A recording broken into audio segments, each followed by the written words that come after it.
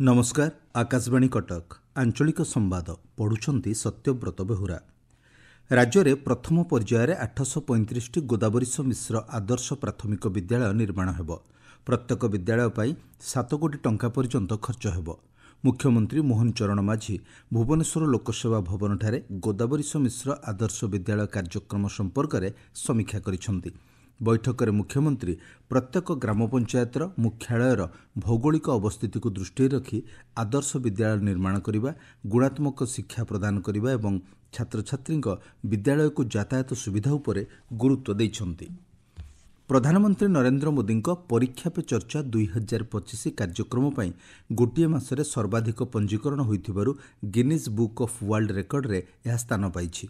केंद्र शिक्षा मंत्री धर्मेंद्र प्रधान और सूचना एवं प्रसारण मंत्री अश्विनी वैष्णव सहित गिनीज वर्ल्ड रेकर्ड प्रमाणपत्र ग्रहण करिसेंति। परीक्षा पे चर्चा लगी 3,53,00,000 अधिक पंजीकरण होइथिला।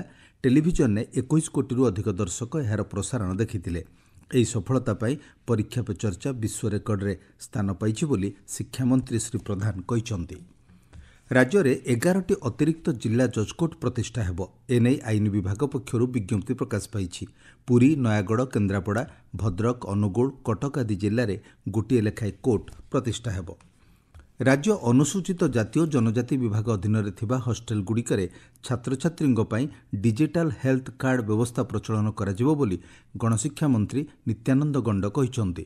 भुवनेश्वर लोकसेवा भवन में अनुसूचित जाति जनजाति संख्यालघु और पछुआ वर्ग विभागर विभिन्न कार्यक्रम समीक्षा करी मंत्री कहिसंति स्कूल मानकरे पिला मानकु डिजिटल हेल्थ कार्ड दिया हबो। तांकर हेल्थ हिस्ट्री सिठी रहिबो, जहा फଳରେ सेमानकु ट्रीटमेंट करिवा पई सुविधा हबो। एवं जोठी हॉस्टल नाही किछि हॉस्टल बिल्डिंग अधूरा है कि रही सेगुड़ा को केमती शीघ्र संपूर्ण हो पार तार समीक्षा हबो। जो एजेंसी गुड़ा को करुछंती शीघ्र केमती करिवे तार लाभ विभिन्न अंचल छात्र छात्री माने पाइबे। ये सब पीएमएस विभागीय अधिकारी मान सहित आलोचना करिसे। अंत्योदय गृह योजना अधीन राज्य में 57,308 जन हिताधिकारी प्रथम किस्ती अर्थराशि पाइथिबा सरकार पक्षर कहुଯାଇଛି। यासह 1,368 जन हिताधिकारी द्वितीय किस्ती पाइबा पई योग्य विवेचित होइछंती। निर्माण कार्य अनुध्यान कराजिबा एवं स्वयंचलित आधारित देय प्रदान व्यवस्था को त्रुटिशून्य करने सह पांठी बंटन को त्वरान्वित कराଯାଇଛି बोली पंचायती राज विभाग पक्षर कहुଯାଇଛି।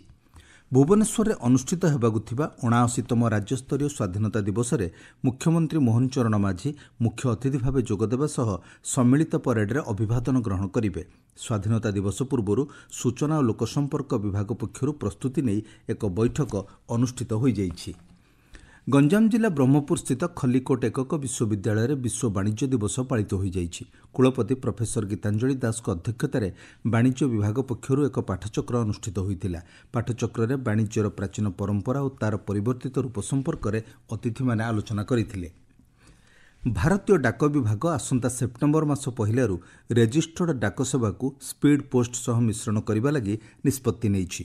दीर्घ 50 वर्ष हेब गुरुत्वपूर्ण दस्तावेज पठाइबा पई रेजिस्टर्ड डाक सेवा व्यवहार करा जाउथिला।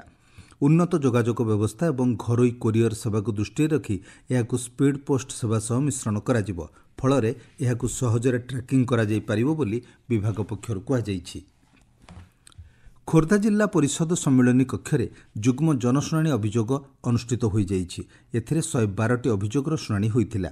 जिलापाल समस्यागुड़िकर समाधान पर त्वरित पदक्षेप ग्रहण करने को अधिकारी मानक निर्देश देइथिले। मालकानगिरी जिलापाल कार्यालय में अनुष्ठित जनशुणाणी में 25टी अभियोगर शुणाणी हो जाइछि। कटक जिला कंटापड़ा ब्लॉक कार्यालय में जुग्म जन अभियोग शुणाणी में 138टी अभियोग पंजीकृत होइथिला। बिहार राजगिरी ठारे आसंता 29 तारिखरू एशिया कप हॉकी टूर्नामेंट अनुष्ठित हेब। एशिया कप लगी प्रस्तुत हेबापई 24 जनिया भारतीय पुरुष हॉकी दल ऑस्ट्रेलिया गस्तरे जिबे। एथिरे ओडिशारू 3 जन खेलाड़ी डिफेंडर अमित रोहिदास, नीलम संजीव खेस और शिलानंद लाक्रा स्थान पाइछंती। ऑस्ट्रेलिया रे आसंता 15 रू 21 तारिख पर्यंत टेस्ट सीरीज अनुष्ठित हेब। मौसुमी प्रभाव में राज्यर विभिन्न स्थान में वर्षा लगी रही। भुवनेश्वर आंचलिक पाणीपाग विज्ञान केन्द्र सूचना अनुसार आसंता 24 घंटा मध्य बिजुली घड़घड़ी सह वर्षा होगा नहीं 20टी जिला को सतर्क सूचना जारी करा जाइछि। गतकाली बारिपदा ठारे सर्वाधिक 27.7 मिलीमीटर वर्षा रेकर्ड करा जाइथिला। ଆଞ୍ଚଳିକ ସମ୍ବାଦ ବର୍ତ୍ତମାନ ପାଇଁ ଏତିକି। ପରବର୍ତ୍ତୀ ଆଞ୍ଚଳିକ ସମ୍ବାଦ ଶୁଣିପାରିବେ ଅପରାହ୍ନ 2ଟା 32 ମିନିଟ୍ରେ।